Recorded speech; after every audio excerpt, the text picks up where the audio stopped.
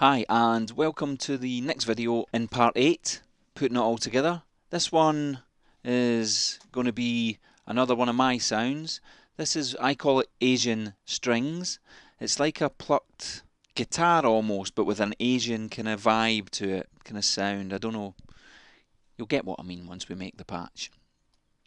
But anyway, it's another easy one, really, using comb filter, again instead of an oscillator, but there's a couple of cool things in here that I thought you would be interested to see. Okay, so for this patch, we're going to use a comb filter, we're going to use a filter, and we're going to use a delay and a reverb. I'll just turn all of these off for now.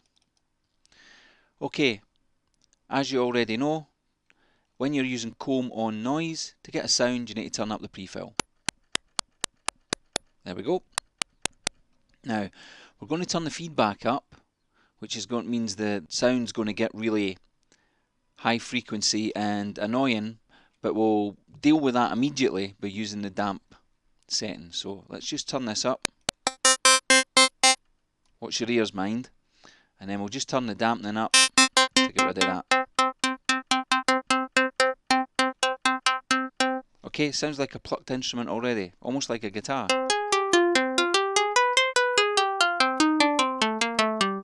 Okay, what can we do to improve that? Loads of things. One of the things I'm going to do is use an envelope to control the feedback. So we've got our envelope here. I'll just bring these down. And all I'm really going to do is use it to just reinforce the feedback, really. So I've turned it right up, and I'm not going to use any attack, just the decay. If you listen, if I turn the decay up, not all the way up, as you can hear, it's kind of brought the note out because of the decay of the actual sound. And then we'll take the sustain up as well, so the note lasts longer when you keep your finger on the key. Okay, for the time being, that's all we want to do with this. One other thing we want to check is the output section, but we're just going to leave that like that. We could increase the width, but I think this kind of instrument doesn't really need that. So if we just put that back to its original setting, because we want to keep it kind of tight, so we'll leave it like that. Okay, so that's it. Very easy. Of course, we want it to be a bit better than that. So we'll bring in the filter, turn the filter on, and again the settings here are really easy as well. Bring the cutoff down, about there I would say. But now we're going to use envelope 1 to modulate that cutoff as well. And we'll bring that all the way up. As you can hear, it's really plucky, and because there's no release on the envelope, you're getting that little clicking sound. So we'll just turn up the release, get rid of it.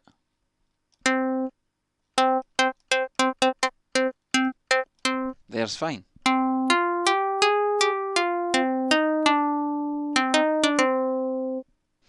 Okay, so that is it.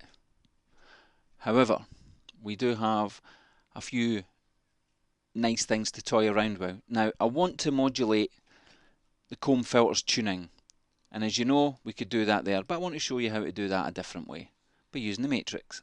And by doing that, it's very easy. We're going to use LFO1 with a twist. So we'll just set up the modulation first. So the target is going to be comb filter is tuning parameter, which is this parameter here. We're going to use LFO1, just turn that right up, but we're going to use it via the modulation wheel and turn that right up. So what that means is, to make the modulation actually work on the sound, you need to move the modulation wheel. The modulation wheel will then control the depth, or the amount, if you like, of the effect.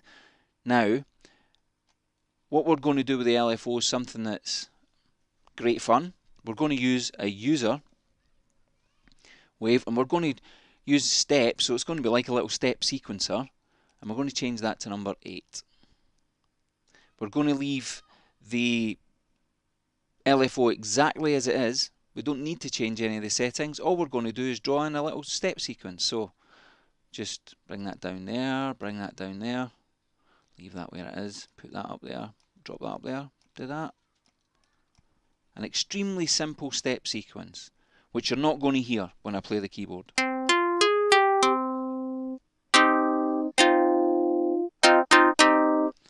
Unless I move the modulation wheel.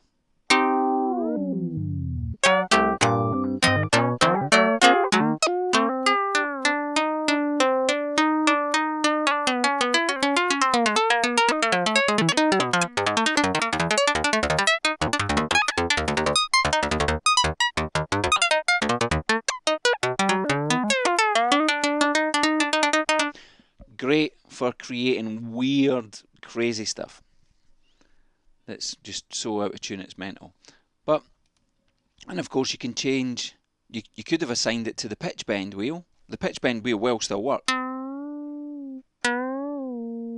you can do whatever you want.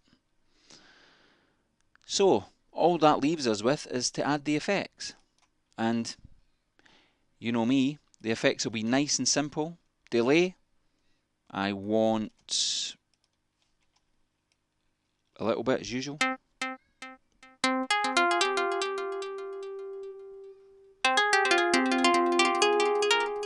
That's enough. And we've got the reverb on the bus, so again we need to send it, then return it. And the reverb settings are going to be very simple again also. We'll bring the dry down a bit.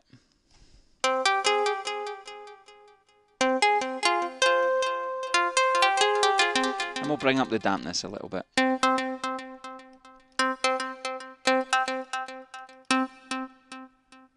Maybe take some of the feedback out. That's it. I'm happy with that.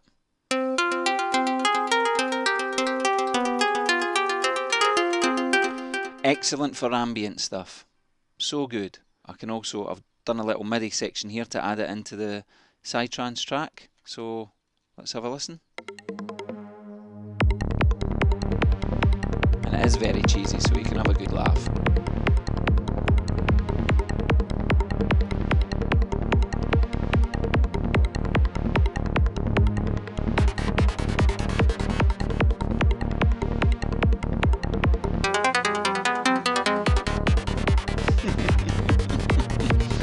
There you have it.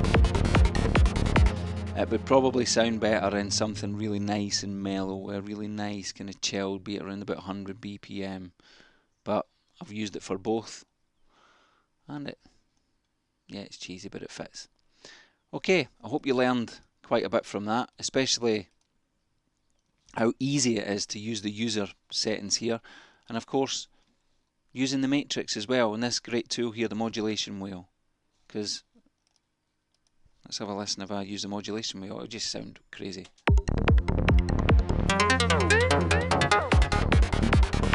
That even might be more apt to Psytrance, who knows. But anyway, that's it. Move on to the next video and I'll see you there.